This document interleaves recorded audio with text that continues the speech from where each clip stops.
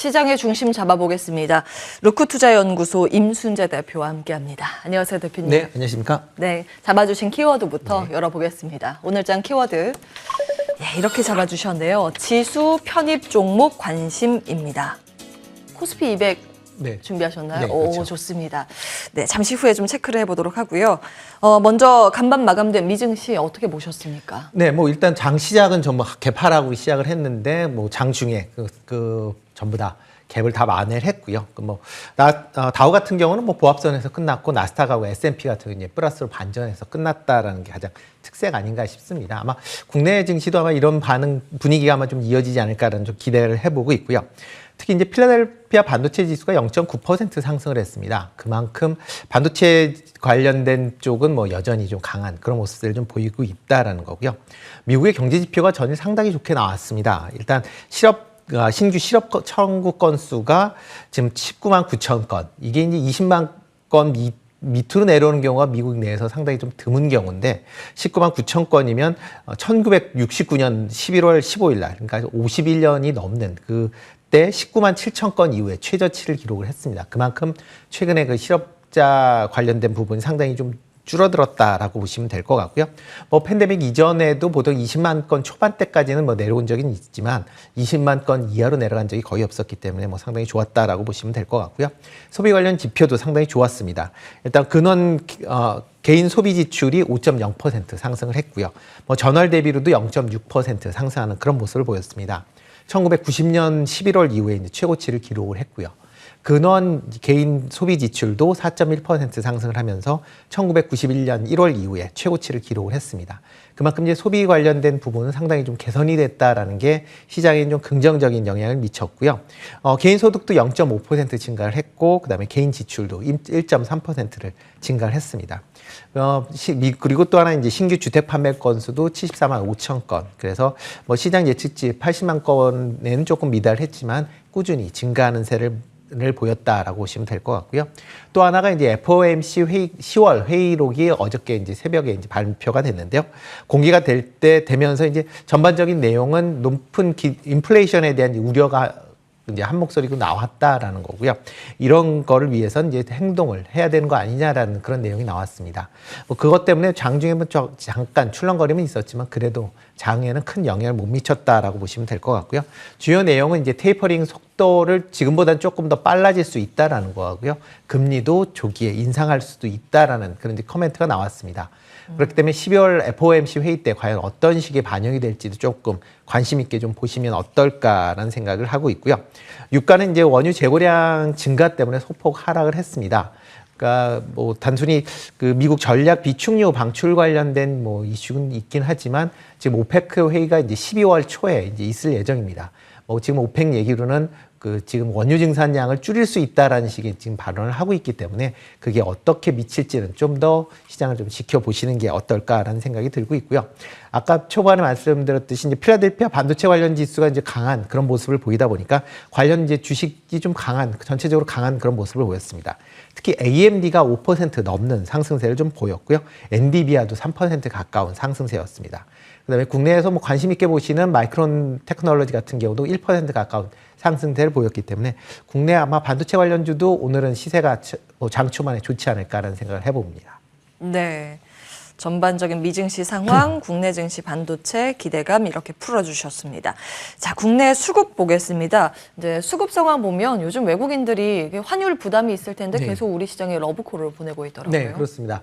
일단 국내에 이제 가장 큰 비중을 차지하는 게 이제 반도체 같은 이제 대형 IT주 아닌가라는 생각이 들고요. 네. 올해 들어서 계속 그 관련된 비중을 줄였습니다. 그런 비중을 줄인 와중인데 뭐 미국에서 반도체 관련된 뭐 그런 이슈가 불거지면서 국내 반도체 관련주 쪽으로는 뭐 환율하고 관계없이 일정 부분 뭐 지분을 채우기 위해서 매수하는 거 아니냐라는 생각이 좀 들고 있습니다. 예. 그렇기 때문에 환율과는 약간 무관하게 특히 삼성전자나 SK하이닉스 쪽으로 뭐 매수세가 계속 유입되고 있다라고 보시는 게 좀 맞지 않을까라는 생각이 들고 있고요.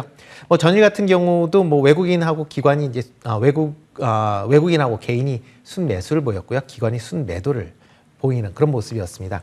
일단 외국인 같은 경우 4일 동안 지금 1조 6,300억 정도 지금 순매수를 했고요. 기관 같은 경우는 이틀 동안 11조 2,900억 정도 이제 순매도하는 그런 모습을 좀 보였습니다. 코스닥 같은 경우는 이제 개인이 순매도, 그다음에 기관하고 외국인이 순매수하는 그런 모습을 보였습니다. 외국인이 이틀 동안 지금 1,400억 가까운 순매수를 보였다는 게 좀 특징적이지 않나라는 생각이 들고 있고요. 일단 뭐 외국인 같은 경우에 최근에 전일 같은 경우에도 삼성전자 한 1,200억 정도 순매수를 했고요. 하이닉스도 한 500억 정도 순매수하는 그런 모습세를 보였습니다. 거래소에서 외국인하고 기관하고 동시 순매수한 종목을 보면 SK 바이오사이언스, NC소프트, 카카오페이, 이제 SKC. 그러니까 SKC 관련 그룹에 이제 매수세가 조금 집중됐다라고 보시면 될 것 같고요. 코스닥 시장 같은 경우에는 이제 대주전자재료, 카카오게임즈, 시젠, 에코프로비엠, 다날. 뭐 이렇게 뭐 전반적으로 뭐 최근에 좀 쉬었다가 다시 움직이는 2차 전지 소재주나 아니면 게임 관련주 쪽으로 이제 매수를 했다라는 게 특징적인 거 아닌가라는 생각을 좀 해보고 있습니다. 일단 뭐 삼성전자 관련돼서 지금 뭐 파운드리 공장 관련된 뭐 이슈가 뭐 그저께 올랐다가 어저께 또 쉬어가는 그런 모습입니다. 그러니까 시장 자체가 그만큼 순환매가 상당히 좀 빨리 진행되고 있다라고 보시면 될 것 같고요. 이에 비해서 또 메타버스나 뭐 NFT 관련 쪽은 또 그저께는 많이 빠졌다 또 전일 같은 경우 또 약간 회복하는 그런 모습을 좀 보이고 있습니다.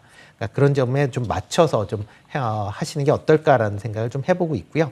전일 이제 5G 관련주가 모처럼 강한 그런 흐름세를 보였습니다. 뭐 최근에 뭐 순환매 연장선 아닌가라는 생각이 드는데요. 5G가 뭐 올 초서부터 계속 지금 하락세를 좀 보이고 있습니다. 뭐 이유 중에 가장 큰 이유는 5G에 대한 투자가 이제 지지부진하다라는 게 이제 가장 큰 원인 아닌가라는 생각이 들고 있고요. 그렇기 때문에 이제 5G만 하는 회사 입장에서 보면 실적이 좀 부진한 그런 모습을 좀 보이고 있습니다.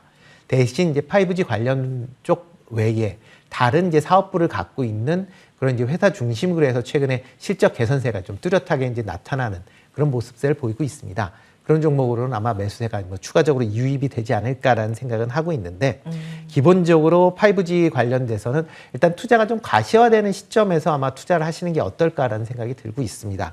특히 이제 5G의 가장 이제 그 투자의 핵심이 28GHz 관련된 이제 투자가 있어야 되는데 일반 통신망으로는 조금 투자가 어려울 것 같고요.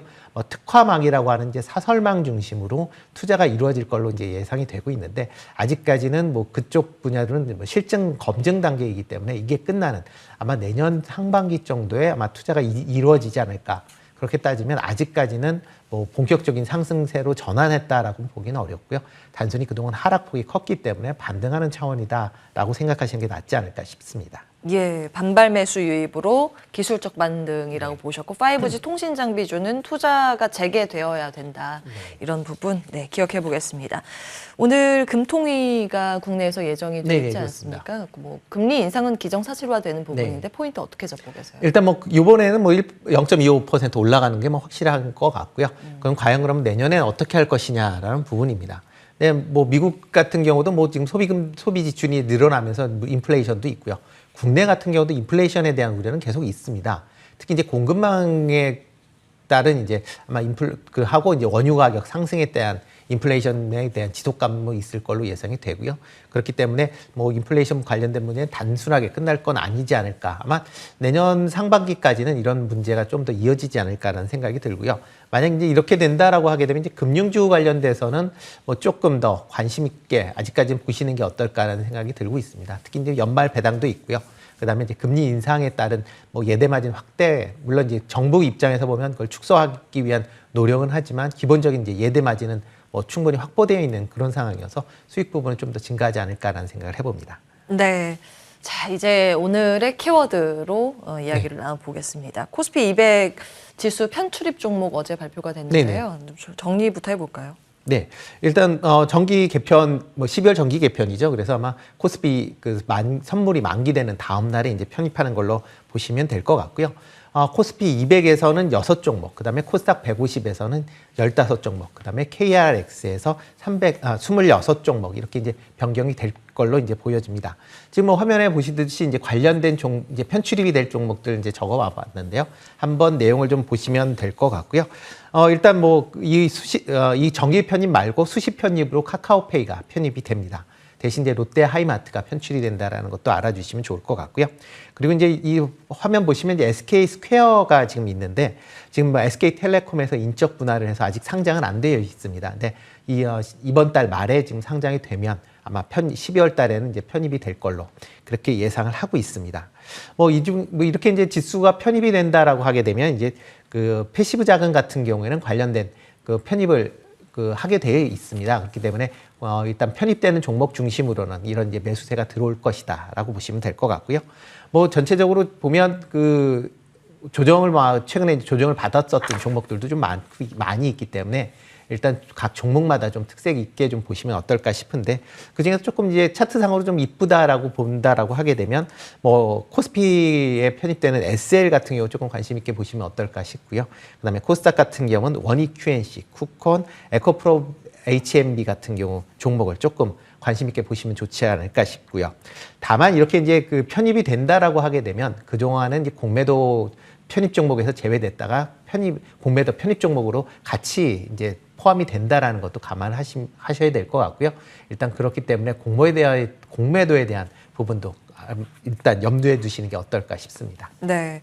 다음 달 10일부터 코스피 200 종목이 교체되는데 관심이 있어 하시는 종목군들로 추려서 말씀을 드리면 신규 편입은 카카오페이 말씀 주신 종목이랑 현대중공업이 되겠고요. 제외되는 종목은 FNF 홀딩스랑 이노션이 제외입니다. 이 점은 참고해 보시고 관심권에 둘 만한 종목 추려주셨습니다. SL, 원익 QNC, 쿠콘, 에코프로, HN 기억해 보겠습니다. 마무리 전략을 받기엔 시간이 아쉬울 것 같아서 루크투자연구소 임순재 대표와 이야기 여기서 마무리하겠습니다. 고맙습니다. 네, 고맙습니다.